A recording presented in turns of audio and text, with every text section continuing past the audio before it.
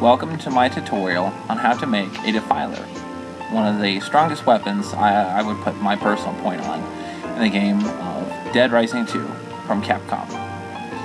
What you're going to want to start with is 2 cheap brooms found at any dollar store, any form of cardboard. I chose a cardboard box, a roll of black duct tape, red duct tape, silver duct tape, beige duct tape, camping foam, and then a fairly sharp utility knife and a pair of scissors. What you need to do is you need to take the end of the brooms and make sure when you purchase them that they can be unscrewed, and unscrew them from the end. Then I take my measuring tape to measure the length of what the 2 broom handles are. What you need to do is take about 10 inches off these brooms, because these brooms are going to be about the 4-foot length, and then the 10 inches off of each end is what's going to be used for the edges of your axes. The 2 sections are already taken off, well, the aluminum cheap ones because they're $1.50 each, and they're very lightweight. Be careful though, because of sharp objects. Use gloves and a pair of needle nose pliers to help separate these. I take my utility knife and slice off the top flaps and the side flaps of a regular box for the cardboard sheeting. I take my box, and with a pencil, then with a Sharpie, I draw out the stencil of an axe head, measured to proportion as for the size of the picture of reference. Here's my axe head that I have drawn here. Now I have taken it and cutting it out, and now I am making more stencils with it. You're going to need 4 stencils of this, or 4 cutouts, because you're technically going to have 2 axes. These are going to work as the outside frame of both your axe heads.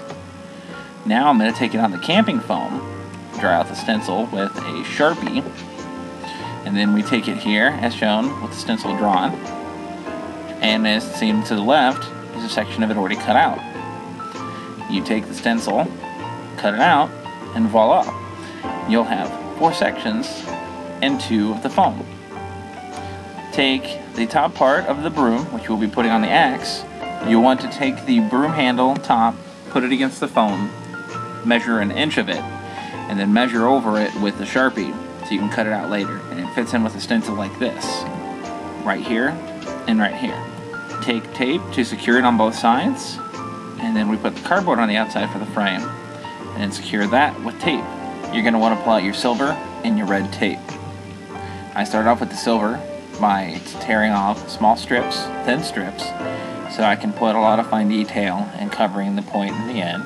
So there's not a lot of loose, floppy, folds bunched up. And then you're going to want to cover the front end of the blade. I usually make sure the foam sticks out just a little bit to give the blade, like it's got an edge. You're going to do it on both sides. And then I take some of the camping foam, because the axe head, if you take a look into the picture, has a little bit of an edge and then tapers off down at the bottom. You want to cut 2 thin strips, probably about 80% of the length of what you have the handle sticking out from the axe, and then you want to angle them down just a bit at the bottom, and then I just secured them with some regular black tape, not worried about color, because I was going to color with the, cover with the beige. Do that on both sides, and then apply the red tape, and then start taking the edge of the beige tape and covering it down. Now I took the 2 remaining broom handles I had, started taping them together, and then I took a regular cardboard tube, took my measuring tape to about the length of what the axe heads are, equal to what is in the game, measured out to about a little over 9 inches, took a Sharpie, measured in the center, took the edge of the brooms to mark where I was going to core it in, and then core it in a hole. Then I took the camping foam, took a section of the tube, and started cutting out stencils. I cut out several different circles and filled the inside, so I had cushion so it wasn't bouncing around or being loose.